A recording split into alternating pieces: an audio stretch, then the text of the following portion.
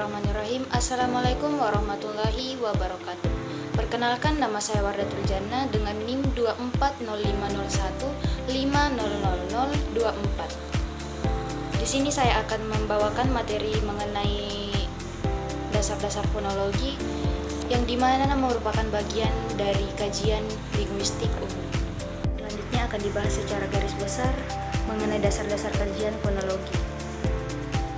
Pertama, ada jenis fonetik. Studi fonetik dibedakan menjadi 3 jenis, yaitu fonetik artikulatoris, yang kedua akustik, dan yang ketiga auditoris. Fonetik artikulatoris disebut juga fonetik organis atau fonetik fisiologis yang mempelajari bagaimana bunyi-bunyi bahasa dihasilkan oleh alat bicara. Yang kedua fonetik akustik membahas tentang bunyi-bunyi bahasa menurut aspek-aspek fisiknya. Bunyi-bunyi bahasa ini diselidiki sumbernya, frekuensinya, frekuensi getarannya, sumber amplitudonya, intensitasnya, dan timbrenya. Hal ini memerlukan peralatan elektronik yang dikerjakan di laboratorium bahasa. Yang ketiga ada fonetik auditoris, yaitu fonetik yang mempelajari bagaimana mekanisme penerimaan bunyi bahasa oleh telinga kita. Selanjutnya ada alat bicara. Secara umum, alat bicara manusia memiliki fungsi utama yang bersifat biologis, misalnya paru-paru untuk bernafas, mulut dan seisinya untuk makan.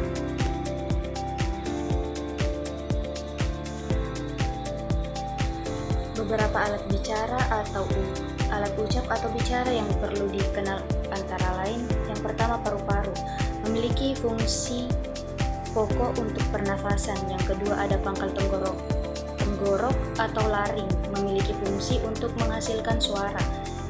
Yang ketiga rongga kerongkongan memiliki fungsi utama untuk makan dan minum, namun dalam pembentukan bunyi ia berperan sebagai tabung udara yang akan ikut bergetar bila pita suara bergetar. Yang keempat ada langit-langit lunak. Yang kelima langit-langit keras. Dalam kajian bunyi bahasa, langit-langit keras berfungsi sebagai artikulator pasif. Yang keenam gusi dalam memiliki peran atau fungsi yang sama dengan langit-langit keras, yaitu sebagai artikulator pasif. Yang ketujuh gigi yang berperan sebagai artikulator ialah gigi atas yang bekerja sama dengan bibir bawah atau ujung lidah. Yang kedelapan, bibir yang berfungsi sebagai artikulator aktif adalah bibir atas, dan bibir bawah memiliki fungsi sebagai artikulator pasif. Yang kesembilan ada lidah. Alat ucap ini memiliki peran yang sangat penting, yaitu sebagai artikulator aktif. Selanjutnya proses terjadinya bunyi bahasa. Tempat bunyi bahasa itu terjadi atau dihasilkan disebut tempat artikulasi atau artikulator. Proses terjadinya disebut juga proses artikulasi, dan alat-alat yang digunakan juga disebut alat artikulasi atau lazim disebut artikulator. Dalam proses artikulasi biasanya terlibat dua macam artikulator, yaitu artikulator aktif dan artikulator pasif. Yang dimaksud artikulator aktif yaitu alat ucap yang bergerak atau digerakkan, misalnya bibir bawah dan lidah. Sedangkan yang dimaksud dengan pasif disebut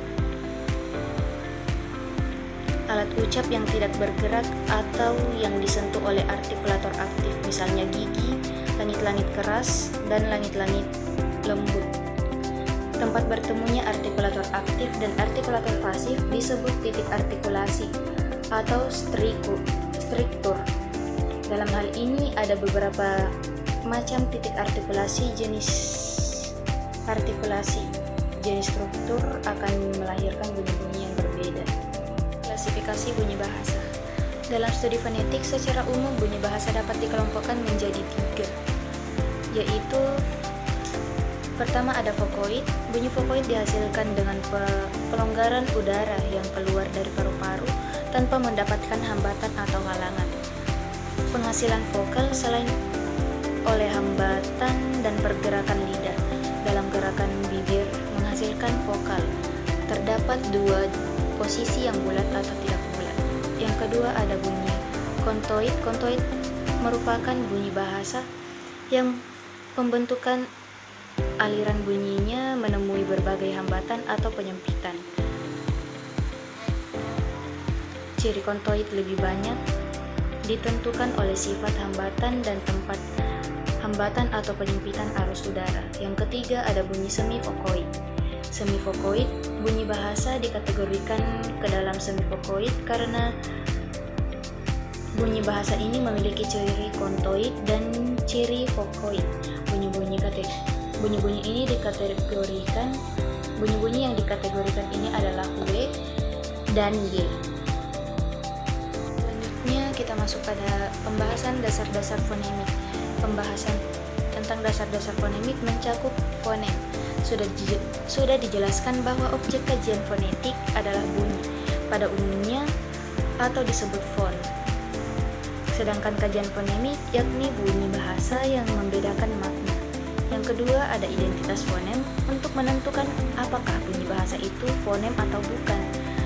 Kita harus mencari bunyi itu pada sebuah kata yang menyandang bunyi tersebut, lalu membandingkan dengan kata lain yang sedikit mirip atau mirip.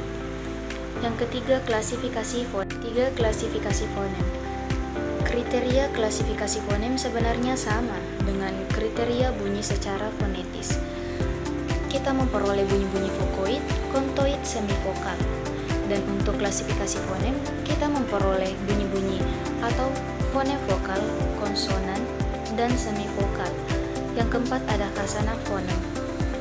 Yang dimaksud dengan kasana fonem adalah banyaknya fonem yang terdapat dalam satu bahasa. Berapa jumlah fonem yang memiliki suatu bahasa tidak sama jumlahnya dengan yang dimiliki oleh bahasa lain.